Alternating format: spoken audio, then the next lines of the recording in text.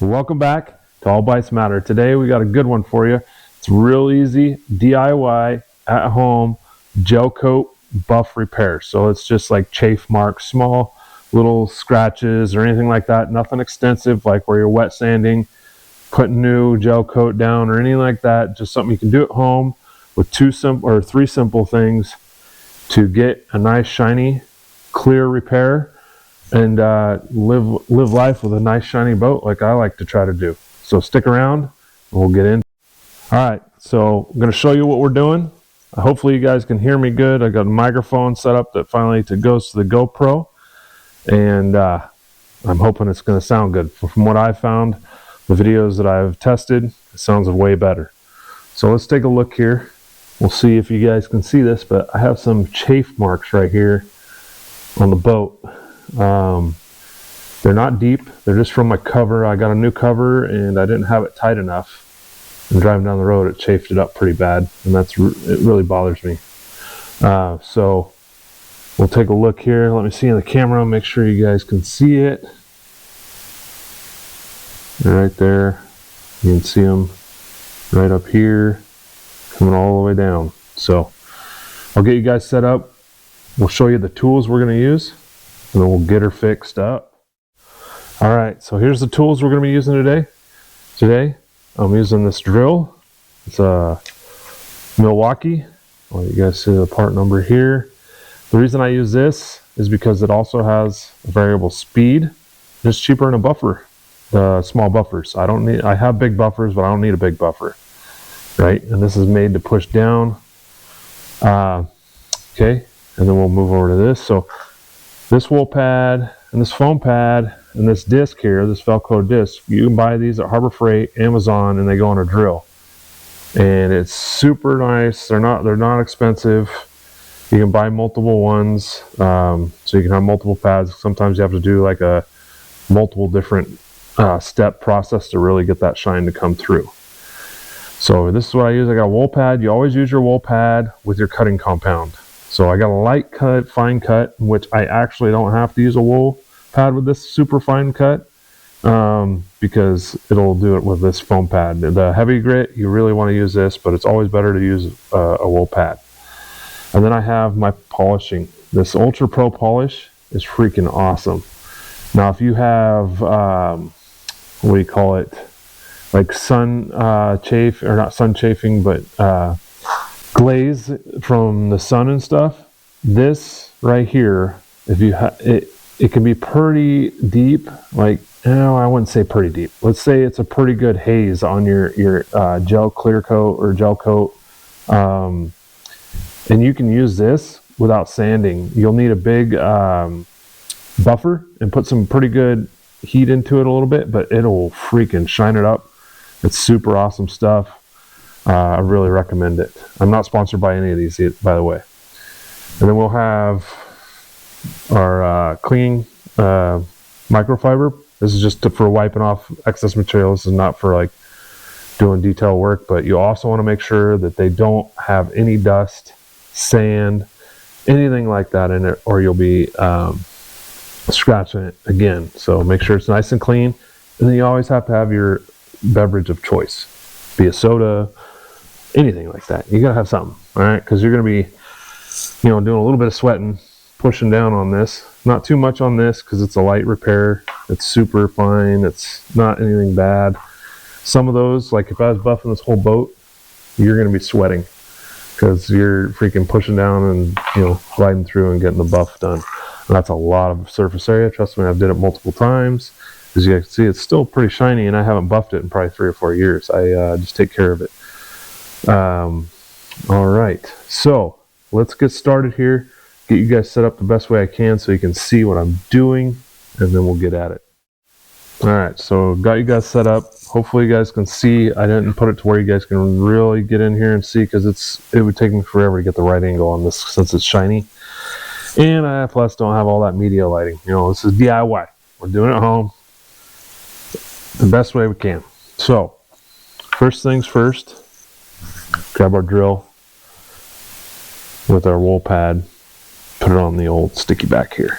Okay, all right, I'm going to try to do this without cutting the video, so that way you guys can actually see how quick this can go for the timeline here. So we'll put just a little bit, just to let you know, we got to shake these up every time we use them. Even if you're letting them sit for 5-10 minutes, try to just shake them up, especially the cutting compounds, because the sand will settle. So we'll open that puppy up, and we just need a light little bit. So I put a little bit on the pad right there. That's all I got. Hopefully you guys can see that. And then what I do is I rub it around. So the reason I rub it around, if you're not careful, you can make a super mess, right? You just hit this and it just starts slinging everywhere. You'll get it in your carpet, you'll get it all over. It's a pain in the butt.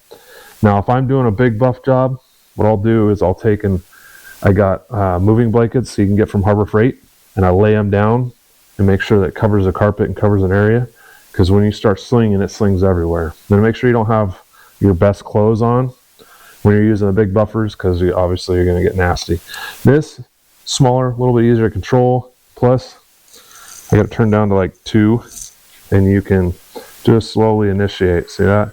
And that's what you want to do, to kind of rub it in so it doesn't sling everywhere. So now we'll get it going. Just make nice, good, put a little light pressure. Go back and forth over the area.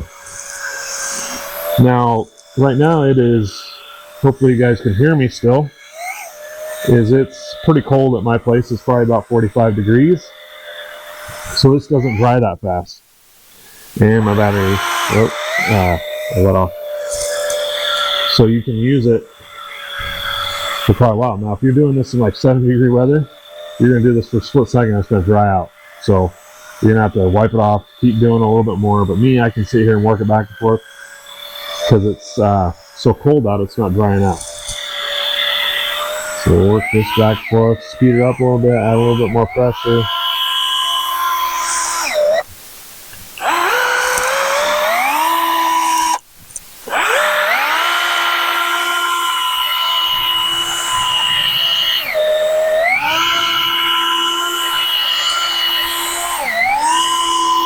Alright, I think that'll be good enough. We'll wipe it off and we'll take a look here. Oh yeah, brand new. I'll pick you guys up just so you can see the scrap, this chafing's totally gone, and you can lightly see that fine cut haze in here, and then we'll polish that out. All right, here we go. I don't know if you guys can see the light haze from the cutting compound there, but there's just a super light haze. That chafe spot's totally gone. Right. All right, we'll get set back up here. All right, so now,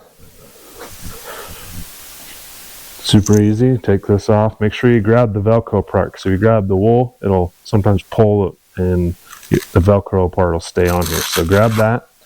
You can reuse this. So you just take soap and water and clean it really good in hot water. Then you can put it back on the drill and fire it up super fast, and it'll sling out all the water. And then what you want to do is you want to put them in like a Ziploc or something like that after they dry, and that'll keep the dust from getting on them, and just reuse them until they pretty much wear out, or you're not getting the performance you like anymore. So now put this on here. We're good. Shake this up. Okay.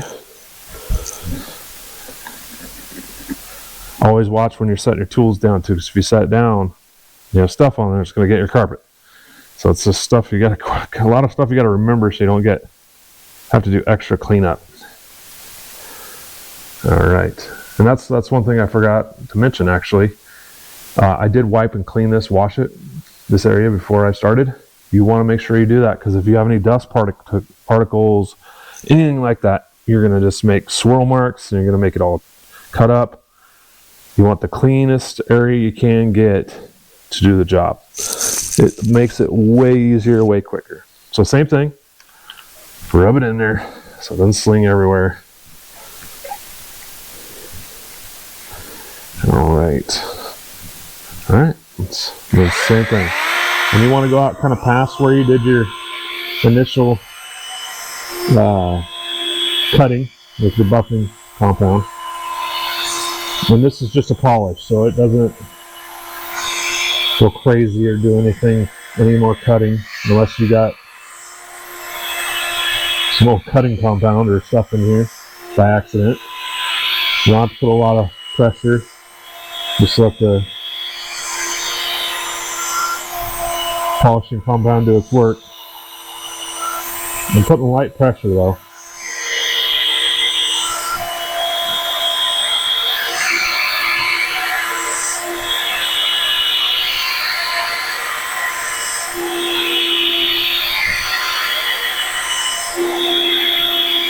All right, do a light one there.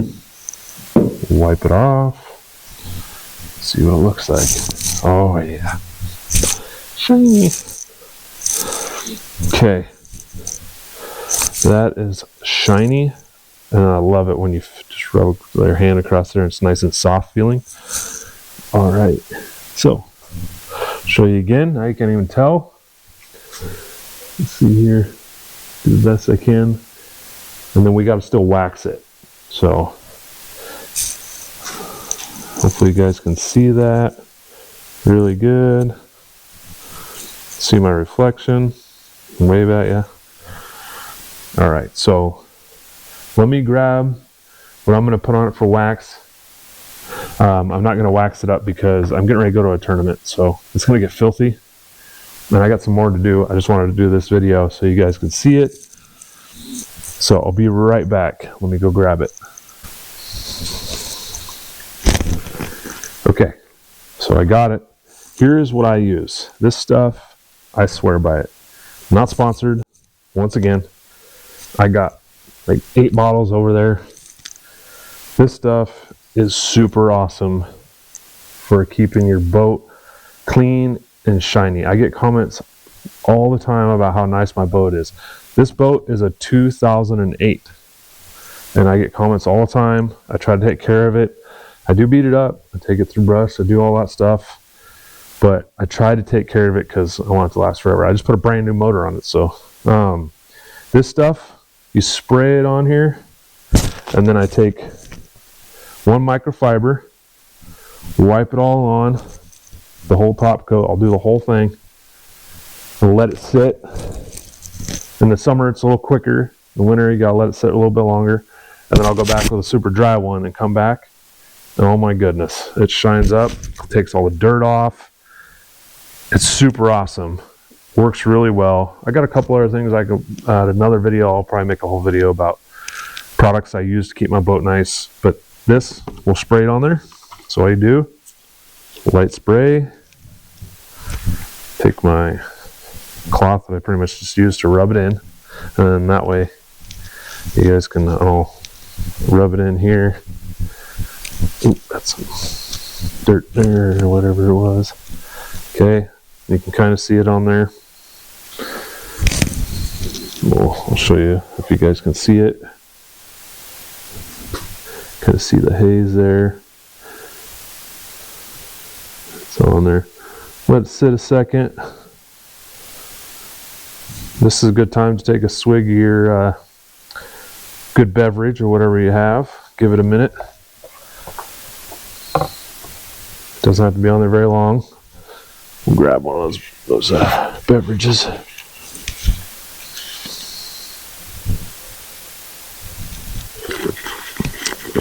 If you don't have to have a beverage, then you don't have to have a beverage. It just makes it so much more fun. Okay, so that's long enough. So I'll grab my dry one. And here we go. Oh my goodness. There it is. Shiny. Yeah. You try to step on that gunnel, you're going in the water. You're going to slide right off of it. Okay, let me show you guys. Like glass. Okay. And this is just how it is with just the spray. Once again, you can see me in it. Nice and shiny, reflective. That's paint, or that's gel coat from 2008. I have not had it repainted or anything. So, let me get you guys set up here. We're focused up here. Yeah. Alright. So yeah, that's basically how you do that. Super quick, took me maybe 5 minutes, 10 minutes after I got everything, plus I'm recording, so it took me a little bit longer. Very easy.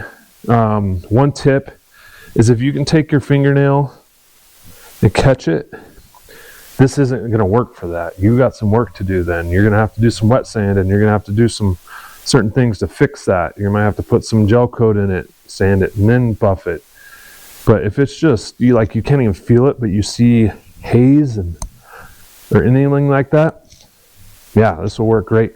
And here's one thing that I'd like to say. So if you see like some haze or something like that, you can always start with like a ultra finishing polishing compound and see what it does, and see if it takes out that issue that you see.